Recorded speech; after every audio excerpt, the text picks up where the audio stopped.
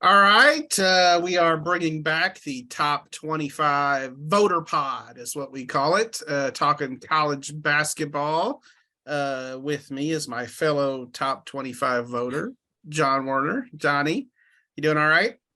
Doing great, man. Thank you. Yep. We had you had quite the game last night as we record the podcast between Baylor and TCU. And in that game, Baylor fell to 0-2. It was a wild game. Fell to 0-2 in the Big 12 with that 88-87 loss. And on Saturday, Baylor gets Kansas State and longtime former Baylor assistant coach Jerome Tang. The Wildcats are playing great. They're 13-1, 2-0 in the Big 12. Coach Tang, I'm sure they're loving him up there. They're not drinking the Kool-Aid, they're drinking the Tang. I like it. So what kind of pressure's on Baylor? I mean, this feels kind of like a must win. Yeah, I think it's become that. And to me, this is like a game where Coach Tang and K-State has everything to gain. Scott, Drew, and Baylor's kind of, this is almost like a desperation game where they're at right now. And K-State's playing really great basketball. It was hard to tell at the start of the year just how good they were because, their non-conference schedule really wasn't that good, but they were winning. And, but boy, they've really proven it so far. They beat West Virginia at home overtime to start Big 12. And then they went on the road and beat Texas 116-103. And really, I think that's what's really gotten everybody's attention is to go on the road and beat a really good Texas team ranked number 6. And, Jerome, he's done it like a lot of the coaches do now with transfers. He's brought in some really good ones. Now Marquise Now was there last year, but he had already played at Arkansas Little Rock. Keontae Johnson, really good forward for them. He's a transfer from Florida. Naquan Tomlin, he's a JUCO transfer. Cam Carter, Mississippi State transfer. So they've got a whole bunch, but I think the most impressive thing is the way Jerome has brought them together and developed a chemistry so quickly. And so, yeah, it should be just a fantastic atmosphere. Yeah, a lot of emotion, I'm sure, with Coach Drew and Coach Tang. I think much like Dave Aranda and Joey McGuire, if you look at, another sport like volleyball, and Ryan McGuire had a guy, Jason Williams, on his staff who went up to TCU and did a great job at TCU this year as a first-year head coach. I think much like Joey McGuire, much like Jason Williams in those other sports, I think Jerome Tang was a head coach in waiting. Exactly. I mean, I think he was just a guy waiting for a job, basically. And I think K-State is a good fit. He knows the Big 12, and he's just so personable. And I think players like him, so that's a good fit, to me. And just like Joey really fits in Lubbock, I think, how can the folks in Manhattan not like Coach Tang? Yeah. Just like you said, a great personality, a real, I can imagine recruits just love him. Yeah. And he really waited his time. I mean, he'd been with Scott for 20 years. He had other job offers, just waited for the right one to come along, and looks like he made the right choice. No doubt. So Baylor's biggest issues in this 0-2 start to the Big 12 have been transition defense. Now, granted, TCU is a pretty incredible fast break team. They're going to put pressure on anybody. Yeah. But transition defense, and then, very erratic 3-point shooting. So how do they solve these issues? Well, transition defense is something they can I just think they've just been a little lax in playing defense. They're not getting back like they're supposed to. Seems like they have communication issues. A lot of times guys just aren't guarding the right guys. Their help defense has just been terrible. You know, a guy drives past one guy, there's nobody back there to help. So Scott called Baylor's transition defense last night atrocious. I've never heard him use that term before. Wow. But and 3-point shooting, I think they've obviously got great shooting guards, and but I think they rely a little too much on it. Like last night, first half, they were 9 of 13 from 3, looked really good, had a 10-point lead. Second half, they were 2 of 11. So, that 3-point shooting comes and goes. I think they need to try to work the ball inside a little more, try to, maybe set up some screens or something to get some, some closer shots. And they've got good passers. I mean, Flagler's a really good passer. Keontae George has incredible court awareness. He's a good passer. So they got guys. I think they just probably, maybe need to move the ball around a little bit better. Yeah. The transition defense thing, I think you hit on it. Defense is not that there's not technique to it. Obviously, there is technique to defense and knowing, having knowledge and communicating, all of those things. But defense is a lot about effort. And honestly, to me, you should never get beat in transition after a make. Exactly. After a make, you should never get beat. You have time. I mean, it takes them 2 to 3 seconds to get the ball inbounds. So you should be, getting back. And, and there were times Baylor even got beat on a make. I mean, but again, I was really, really impressed with TCU's relentlessness of just how fast they get it up the court, including on makes.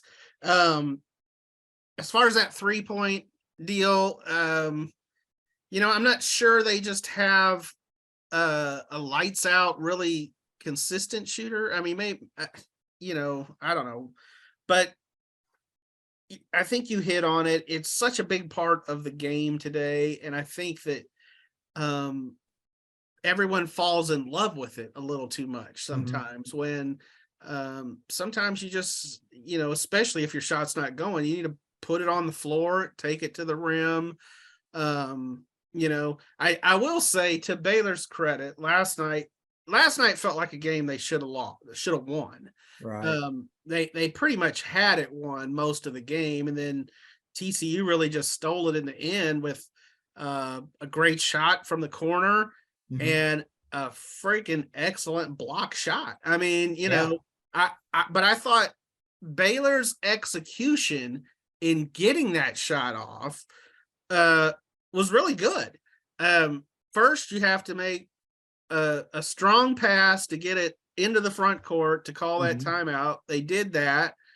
And then, when they're setting up for the final play and they've got 4 seconds left, I'm like, why do they have Keontae George throwing the inbounds pass? That's the guy you want taking the shot. Well, to their credit, they obviously went right back to George, and he came around whoever he threw the ball into. I can't remember, but he came around him and has a full head of steam going to the basket. I mean, what more could you want, really? You just have to give TCU credit for making a great defensive play. I mean, yeah, Cork made a great block on that, and Baylor got it to the hot guy, the guy they wanted.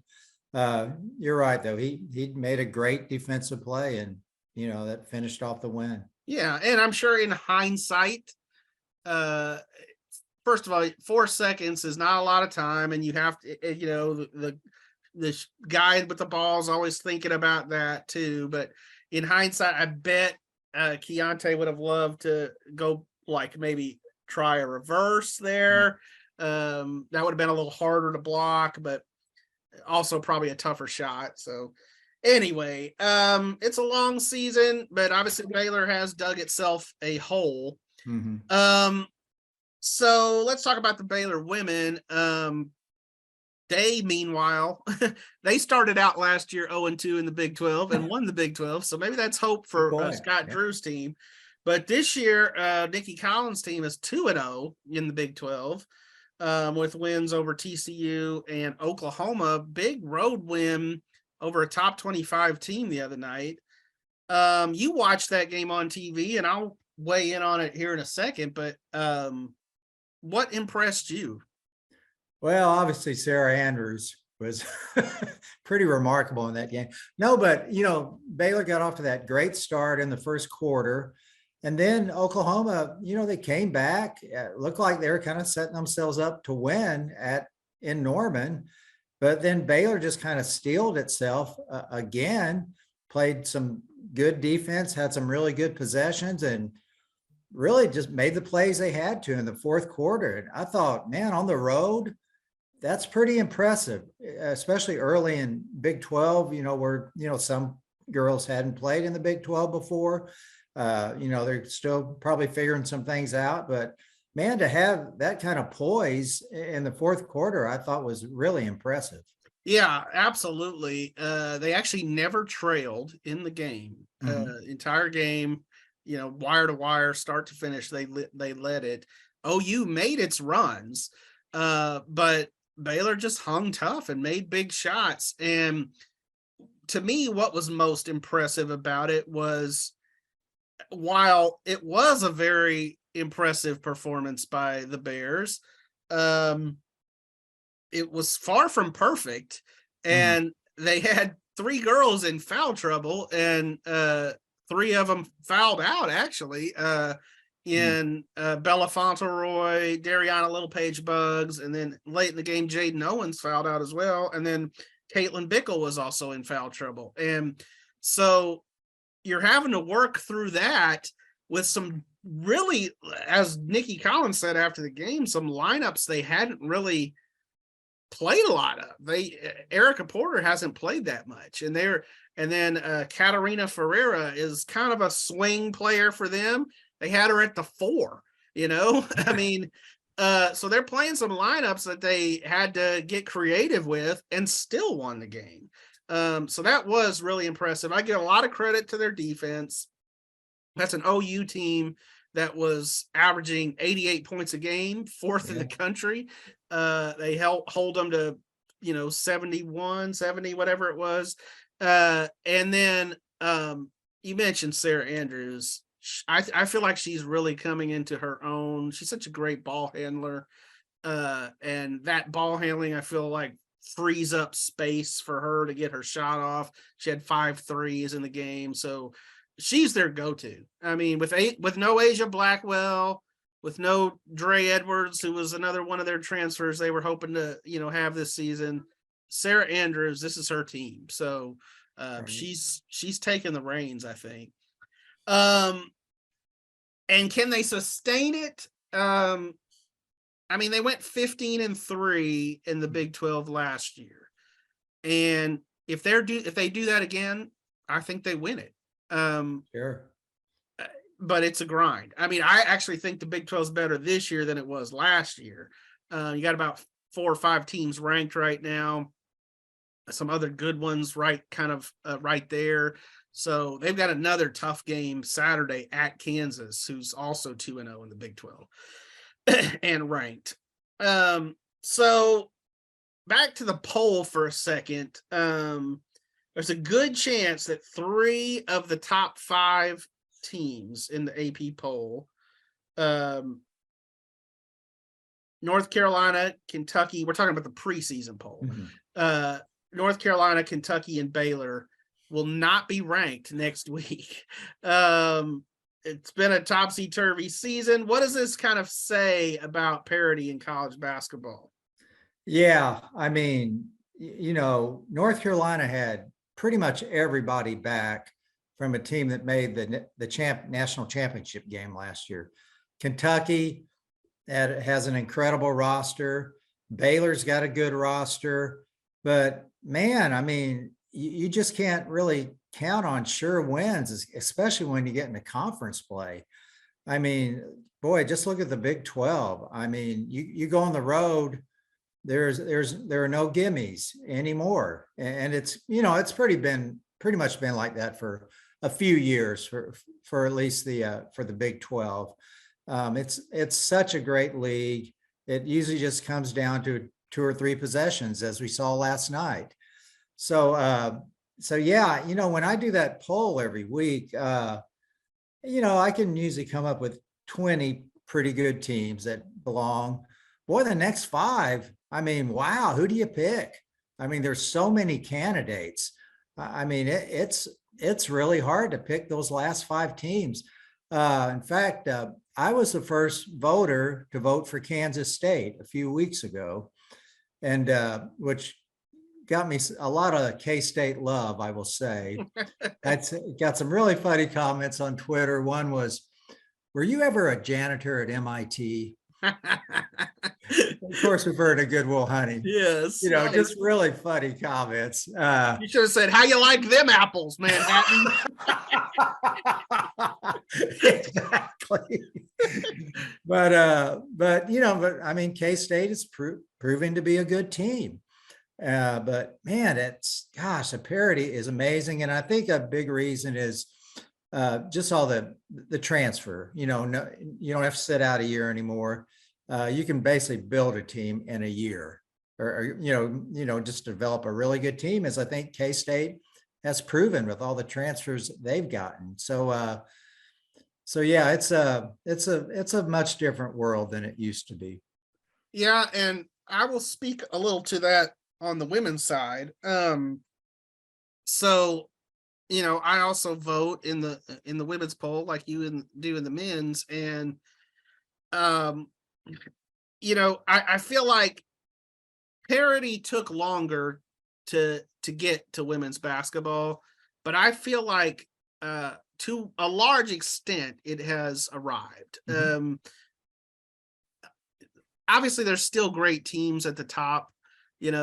South Carolina and Stanford are 1-2 in the poll and have been all season long, and are looking like national championship caliber teams. And you're always going to have some powers up there like that, but you've also really had a lot of emerging teams this year, like Michigan and Kansas and others. And there was a week earlier in the season when I was voting in the women's poll where I want to say something like 15 or 16 of the teams in the top 25 had lost a game that week. And that always creates a lot of upheaval in the poll, but it just shows you that, these teams aren't as unbeatable maybe as they once were in the women's game. Mm-hmm. And just last night, there were 4 top 25 games in the women's game last night, 2 of them in the Big 12.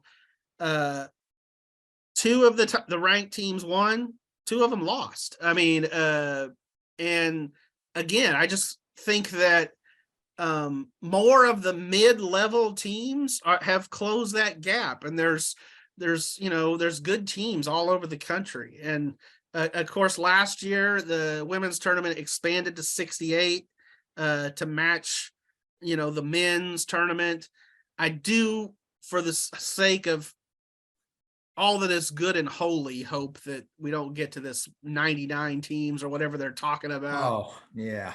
We don't, bigger is not always better, let's leave it where it is. But I will say, there are a lot of good teams out there, and even in a 68 team field, some decent teams are going to get left out.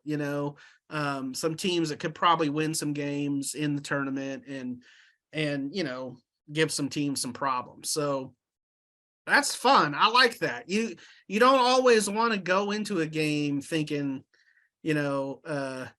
some team's going to win by 30 or 40 points. You like competition, you like parity. So obviously, when Kim Mulkey was here and Brittany Griner was here, Baylor had some of those kind of teams where, Yeah. the 40-0 season comes to mind. They were really, really dominant, but it's fun when it's wide open, so we'll break it down some more all season here on the podcast. John and I were talking, we're hoping to maybe even get some fellow top 25 voters here on the pod, have some special guests. So we appreciate everyone for tuning in. Thanks so much. Thank you. Yep. Peace out.